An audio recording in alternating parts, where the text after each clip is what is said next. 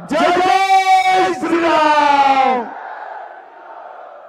मंच पर उपस्थित श्री सत प्रकाश जरावत जी, श्री कमल यादव जी, श्री संदीप जोशी जी, हमारे प्रभारी सुरेंद्र नागर जी, और आज जिनको जिताने के लिए मैं आया हूं, बादशाहपुर, पटोली और सोना के हमारे तीनों प्रत्याशी आगे आओ। जरा तीनों लोग जरा जोर से ताली बजाओ।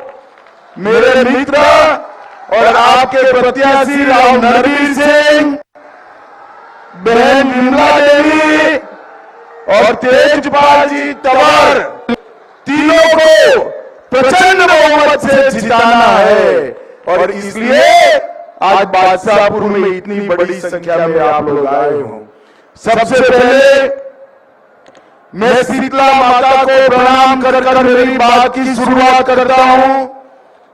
यहां आया हूं तब राजा राव तुलाराम जी, जिन्होंने सन 57 की क्रांति में भारत माता के लिए अपना बलिदान दिया। राव तुलाराम जी को प्रणाम कर मेरी बात की शुरुआत करता हूं। हरियाणा की ये भूमि, ये द्रोण की नगरी, ये बादशाहपुर, हर बार यहां पर कोई भी स्वतंत्रता संग्राम हो, हरियाणा के यादव समाज के मेरे भाई बहन कभी पीछे मुड़कर नहीं देखे। हरियाणा एक प्रदेश है जहां पर सेना में हर 10वां जवान हरियाणा की माताओं ने अपने नौनिहालों को भेजने का काम किया है। ये हरियाणा वीर भूमि है। और भाइयों बहनों, मैं आज कहने आया हूं, 2014 में जो परिवर्तन आया, उसमें मोदी जी ने अपने प्रचार की शुरुआत इसी हरियाणा की वीर भूमि में की थी, वीर भूमि में। और मोदी जी ने वादा किया था कि हम 1 रैंक 1 पेंशन को पूरा करेंगे। 40 साल से कांग्रेस पार्टी की 3 पीढ़ियां, इंदिरा गांधी, राजीव गांधी और मनमोहन सोनिया, इन लोगों ने सेना का सम्मान नहीं किया। 1 रैंक 1 पेंशन को पूरा नहीं किया। हरियाणा वालों, बादशाहपुर वालों, आपने मोदी जी को प्रधानमंत्री बनाया। मोदी जी ने 1 रैंक 1 पेंशन का वादा पूरा कर दिया। और आज मैं आपको कहने आया हूं कि 1 रैंक 1 पेंशन का तीसरा वर्जन भी मोदी जी ने लागू कर दिया है। अब नई तनख्वाह के साथ पेंशन मिलने वाली है।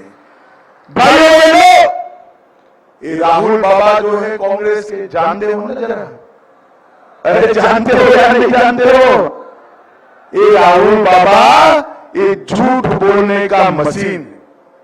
ये राहुल बाबा कहते हैं कि अग्निवीरों को इसलिए योजना लाए हैं कि सरकार उनको पेंशन वाली नौकरी नहीं देना चाहती। अग्निवीर योजना केवल और केवल हमारी सेना को जवान रखने के लिए बनाई रही। मैं आज कहकर जाता हूं, हरियाणा की माताओं को, बहनों को, आपके नौनिहाल में सेना में भेजते वक्त मत झिझकिएगा। हरियाणा के एक अग्निवीर को हरियाणा सरकार और भारत सरकार पेंशन वाली नौकरी देने वाली है, पेंशन वाली।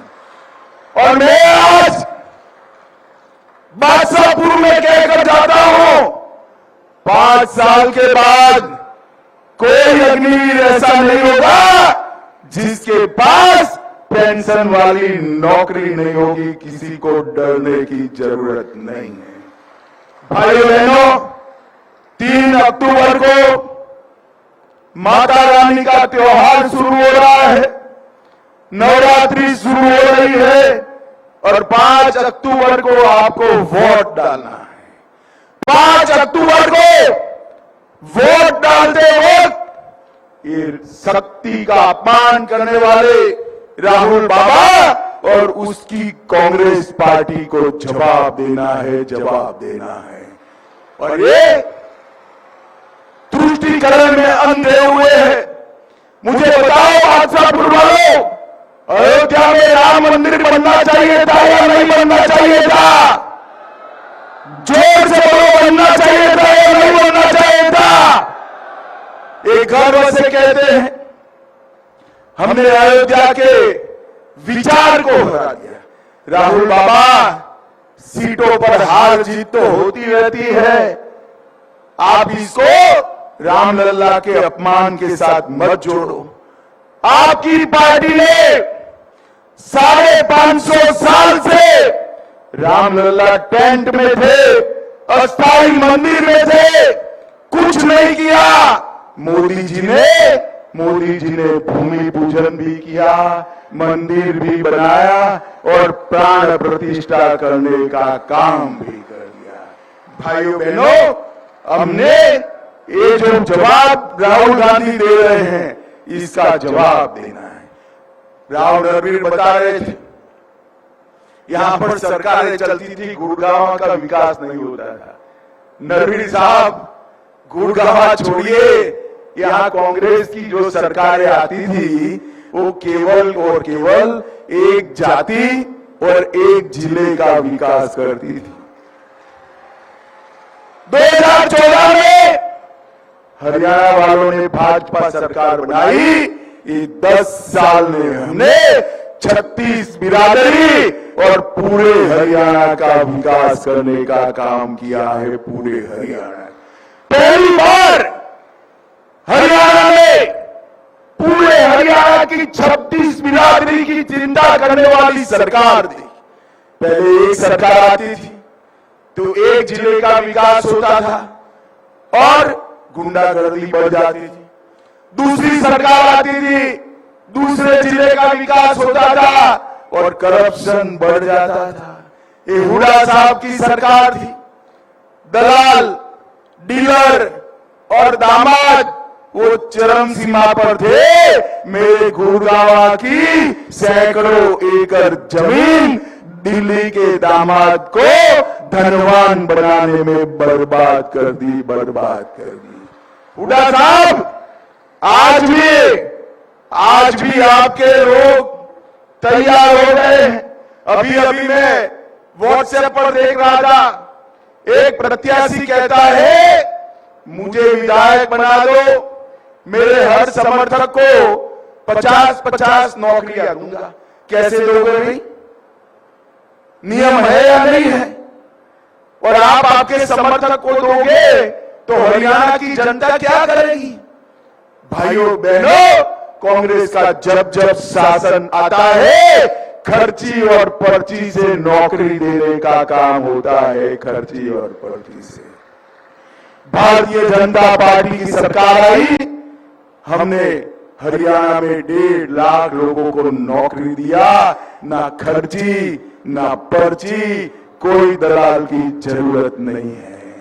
कांग्रेस के जमाने में नौकरी देनी हो तो घूस देनी पड़ती थी। इनके दल्ले आ जाते थे, दलाल आ जाते थे, घूस मांगते थे।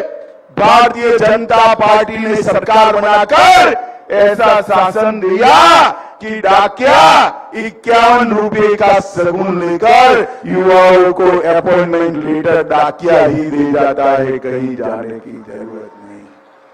भाइयों बहनों, हमने तय किया है, आप भाजपा की सरकार बना लो, हम 5 लाख युवाओं को, फिर से मैं कह रहा हूं, 5 लाख युवाओं को 5 साल में खर्ची और पर्ची के बगैर नौकरी देने का काम भारतीय जनता